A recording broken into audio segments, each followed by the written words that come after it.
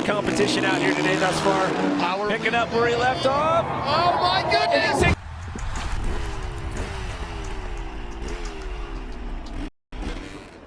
Welcome back, everyone, to the Utah Motorsports Campus just to the west side of downtown Salt Lake City. It is the return of Nitro World Games. That 32-foot-tall monstrosity right there is what these riders are going to be contending with out here today as we are set to kick off the return of Moto quarter pipe out here at Nitro World Games. Look at those flags flying out there. There was a beautiful shot with the Great Salt Lake in the background, and we are set for an epic showdown out here today in Utah.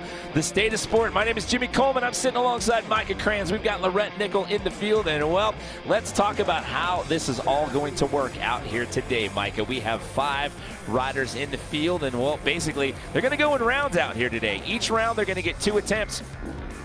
If you're the last guy at the bottom of the rack there, if you're the lowest height, you get eliminated. It's pretty cut and dry right there. No scores. It's all about the height. Perfect. That's a great way to do it.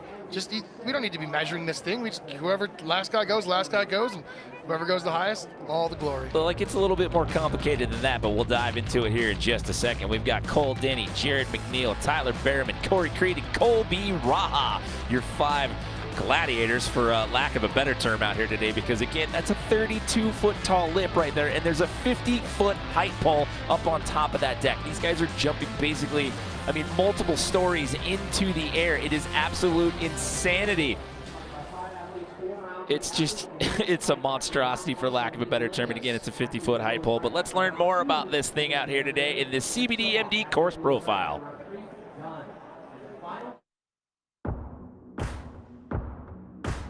What up, Colby Raha here. We're here in Salt Lake City, Utah at the Nitro World Games. We're riding the Moto quarter pipe. It's 32 feet tall, 70 feet wide, and we're going close to 80 feet off this thing. Last year I went 77 feet and set a world record. This year looks like it's gonna be even gnarlier. I love riding this ramp. Check it out. This is what it looks like from my point of view.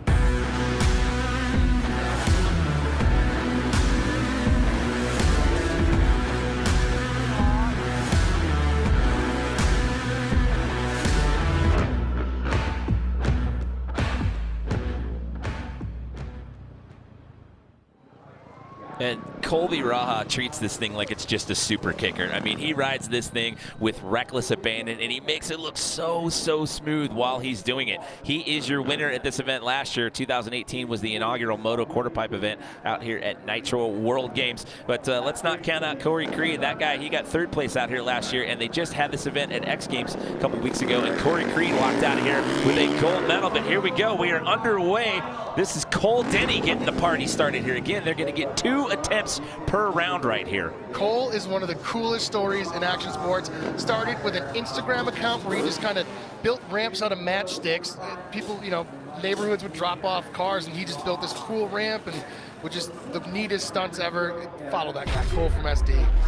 Take another look at it right here. Again, you just have to be one of the top heights getting out of these first couple of rounds if you're going to try to put yourself on the podium. The lowest height out of each round does get eliminated right there. So Cole Denny out of San Diego, 28 years young. Look at that. Look at the style. So they just said that 40 feet won last year. We're already in that ballpark. 45 feet 2 inches. Colby Raha set a record with that last year. We're at 31 feet 10 inches is the official measurement that we're getting for Cole Denny right there. As we take a look at Jared McNeil coming your way next out of Australia. Only guy on a 2-stroke riding this event. Jared, very accomplished when it comes to riding the quarter pipe. And, it's not like there's a lot of these things out there that these guys can go practice on. This is a relatively new thing to the sport of motocross. He's got one at the McNeil farm, his own private territory, but it's nothing this big. Here we go, the 2-stroke. It whips a little differently. That's all right. Yep, stay safe. Definitely stay safe. You're going to get a couple more chances at it. Jared is such a unique rider. He rides so differently. He's not your stock trick guy. He's just like malleable is the word about him. He'll get one more attempt at it right here as we take another look. And look at that inverted style right there. And he just kind of turns that left shoulder down. And you're inverted at that point on a 250-pound machine. And he looked a little tentative, though. So in the run-up, compared to what we've seen out of him in the past? There is a difference between the 2 strokes and the 4 strokes. You can not only the sound, but when they're in the air, he told me it whips around faster, and it's a little bit weirder to get around. This man is a motorcycle legend in, what, his 20s? Unreal. 27 years old out of Templeton, California. This is Tyler Berriman. Yeah, he's got X Games medals. He's a hooligan racer. His dad also a hooligan racer. This man, if it has handlebars, he's really good at it. I've watched him in practice this week as well. Him and Corey Creed have spent a lot of time together training on this quarter pipe. Here we go, attempt number 1 for Tyler Berriman. It is going to the moon! Yo! It's just so wild because you get inverted and you're at the apex of the jump and then you just drop out of the sky. But watch the landing point for these guys when we look at the slow-mo on the replay. Look at where they put the wheels down just under the lip. This is my favorite one to listen to because the engine stops. When you go that high and you're falling into earth, you can't adjust. You're just falling down. You can't go forward, back, side to side. You're going straight down. The engine won't help you. You can't. There's no reason to whiskey throttle. You have no choice. You better lay it down straight. I have no idea how they just you were on stand up and then they tuck themselves back in and just drop in right under the lip. You were on that ramp for the Matt Hoffman infamy picture, correct? I was not. Okay, but that's the view, right? Is that not it? Yeah. Is that not the Matt Hoffman, like, we're doing something no one else has done. Let's see how high we can get on this structure built in a desert. I mean, that ramp looks like a brontosaurus just kind of laying down. It's a monolith out here in the salt flats. Right. And here we go, 37 feet for Tyler Berriman. Now again, each round of competition, they're each gonna get 2 runs. And if you're the lowest height, you do get eliminated from that round. So you just, maybe you can save a little bit here in this opening round. You just don't want to be the bottom guy. Right, definitely. It's kind of like if the bear's chasing you, don't be the slowest. Yeah, exactly. Perfect. Corey Creed's an Australian, and an X Games gold medalist, by the way. He'd like to please get the height pole taller. Look at that! What on earth? What on earth? Picking up where he left off in Minneapolis at the US Bank Stadium out there, where they netted him that gold medal at the X Games just 2 weeks ago. What? 2.5 weeks ago, I should say. Is going on? A first attempt. Look at the, it's the lowest point of the body, right? His bike is over, at least from that camera angle, it looks like his bike is over the height pole. And I said it before, I'm going to stress this a lot. That thing's 50 feet tall on top of a 32-foot lip, everybody. It's like playing like playing Mario Brothers, trying to jump onto the flag at the end of the level. Like, that's just it. You're trying to get over that thing. But the consequences are real. Look at the wind meter on top of that thing. Just going 1,000 RPMs.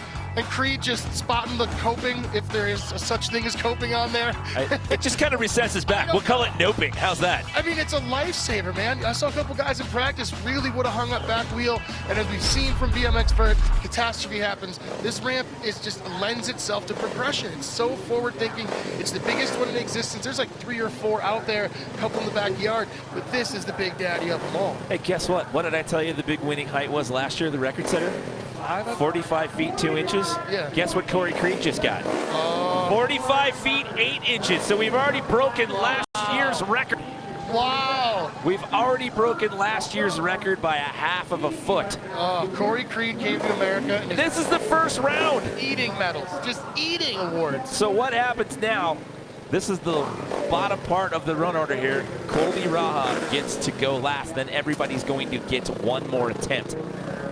This guy has one of the most extensive BMX backgrounds in the course. I take it back. Cole has a real good one too. But charging quarter pipes on a BMX bike and charging quarter pipes on a motorcycle are 2 completely different animals. There has to be some overflow because I think Cole makes it look really good. I think Kobe makes it look really, really good as well. Let's see what he has. Listen to him shifting gears. How much speed is he going to bring? Yowza! Oh, I'm still nervous. I'm still nervous. It's wild for him because when he gets up there to the top, the peak of the jump, it almost looks like the back end's going to keep rotating around to rider's right, but he just drops down and brings that one back in. Now, definitely didn't get as high as Corey on that one, but again, what you need to do here, you just don't want to be, you want to be one of the top 3 heights because the top 3 heights are automatically going to move on into round number 2. All 5 of these riders are absolute warriors. These are some of the toughest, bravest men you will ever see put a leg over a motorcycle. This is not child's play. These 5 riders are absolutely flirting with consequences for their progression, for your enjoyment. This is absolutely one for the books, Jim. Well, earlier in the day after Rallycross was wrapped up, or the first edition of Rallycross, I should say, Todd Richards had Colby and Cole Denny up on the set, and they were talking about this, and they were, saying like, there's no gray area, there's no margin for error on this. You don't want to see it happen, but they're like, if something goes wrong, you know, you're dropping out of the sky from some pretty impressive heights right there. Look at Speaking that of Cole fashion. Denny, look at that out there in the ripped up denim vest. He is just true Hessian style right now. Style. Here we go. Cole, get up there, buddy. Yes, sir. Cole sitting there with a 31 feet 10-inch height from attempt number 1. So right now, your top 3 heights, it's Corey Crete, Colby Raha, and Tyler Berriman. So how this works, the top 3 heights automatically advance after everybody has taken both runs. The bottom 2, they are going to get one more chance, or what we call the LCQ. They'll each get one more run. The higher height will move on into the next round, and the lower height will be eliminated. I just love his style. You know what I mean? Like, I'm a strong proponent of, like, getting racing out of motorcycles. Like, put some freestyle into it. Like, Cole has a BMX background. He's 100% will be the first one. Oh, and he's rocking the Motorhead patch on the back. Did you get the spikes Look on at there? that fashion. He is doing it to scare himself, to have as much fun, and make it freestyle. That is as freestyle as it gets. 31.10 was his best of the 2, so that's going to keep him outside of that top 3 as of right now. So looking like Cole Denny's going to have to go into that LCQ. Jared McNeil looked a little tentative on his first attempt. Here we go, underpowered for attempt number 2. Look at those baggy pants. He's doing it for the style as well. Yes, Jared. Absolutely. Take it easy. Get to the rest of this year. Tell another story about Jared, too, at quarter pipes. 2 years ago at X Games, he took a nasty slam in this event, and he actually dislocated his hip, and it took several doctors there in Minneapolis to actually get his hip back into place. So it'd be hard to shake something like that out of your memory bank. So I'm sure he's still a little tentative on this for good reason. He took a shot on it last year as well. Yes, he did. I forgot about